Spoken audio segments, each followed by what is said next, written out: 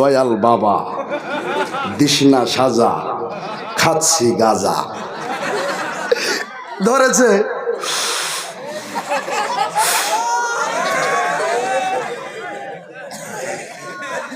চোখ উল্টে গেছে, একটা টান দেওয়ার পরে চোখ উল্টে গেছে। ও আবার পাশে আর একজন খাঁটি উলি বসেছিল, ওকে দিয়েছে।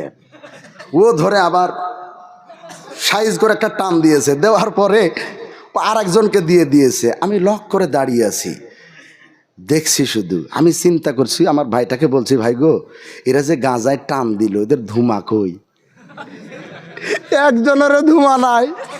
আমি বললাম, ভাই ধোঁয়া কই? বলেন, হুজুর একটু অপেক্ষা করেন, দেখতে পাবেন। ও মা, কিছুক্ষণ পরে দেখি নাক দিয়ে, মুখ দিয়ে, চোখ দিয়ে, কান দিয়ে, আর ফুটাগুলো তো দেখা যায় না। ও ভাইয়েরা, বন্ধুরা আমার, আমি আপনাদেরকে বুঝাতে চাই, এই রকম আশেকে রসুল যদি আমরা হই, তাহলে কি আমার আল্লাহ পছন্দ করবে?